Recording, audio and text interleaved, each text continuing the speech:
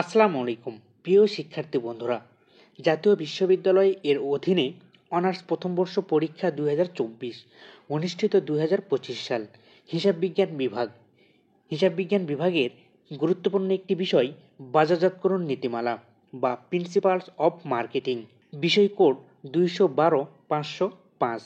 এই বিষয়টির short suggestion নিয়ে আজকে আমরা আলোচনা করব। তার আগে আমরা দেখব এই বিষয়ে মোট কয়টি অধ্যায় রয়েছে এবং কোন অধ্যায়গুলো পরীক্ষার জন্য অধিক গুরুত্বপূর্ণ, যে অধ্যায়গুলো থেকে 100% প্রশ্ন পরীক্ষায় আসবে। প্রিয় শিক্ষার্থী বন্ধুরা, বাজারজাতকরণ নীতিমালা বিষয়ে মোট 12টি অধ্যায় রয়েছে। এই 12টি অধ্যায়ের মধ্যে 5টি অধ্যায় অধিক গুরুত্বপূর্ণ। অধ্যায় নাম্বার 1, ক্রেতা ভ্যালু সৃষ্টি এবং অর্জন। অধ্যায় নাম্বার 3, বাজারজাতকরণ পরিবেশ বিশ্লেষণ। অধ্যায় নাম্বার 6, পণ্য সেবা ও ব্র্যান্ড। অধ্যায় নাম্বার 9, বাজারজাতকরণ প্রণালী। এবং অধ্যায় নাম্বার 10, ক্রেতাদের ভালো যোগাযোগ। এই 5টি অধ্যায় থেকে যে প্রশ্নগুলো বেশি গুরুত্বপূর্ণ বা পিডিএফ শিটের 99% দেওয়া রয়েছে সেগুলো পরীক্ষার জন্য অধিক গুরুত্বপূর্ণ। এই 5টি অধ্যায় থেকে 100% প্রশ্ন পরীক্ষায় আসবে। খ বিভাগ ও গ বিভাগ সংক্ষিপ্ত প্রশ্ন ও রচনামূলক প্রশ্ন। অধ্যায় নাম্বার 1 থেকে দেখব কোন প্রশ্নগুলো পরীক্ষার জন্য অধিক গুরুত্বপূর্ণ। ক্রেতা ভ্যালু সৃষ্টি এবং অর্জন। খ বিভাগের জন্য সংক্ষিপ্ত প্রশ্ন। 1 নম্বর প্রশ্ন, বাজার ও বাজারজাতকরণের মধ্যে পার্থক্য লিখো, 99%। 2 নম্বর প্রশ্ন, ক্রেতার সম্পর্ক ব্যবস্থাপনা আলোচনা করো, 99%। 3 নম্বর প্রশ্ন, বাজারজাতকরণ জীবনযাত্রার মান নির্ধারক ব্যাখ্যা করো, 99%।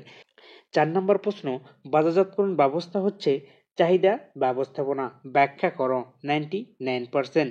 5 নম্বর প্রশ্ন, কৌশলগত পরিকল্পনার গুরুত্ব বর্ণনা করো, 90%।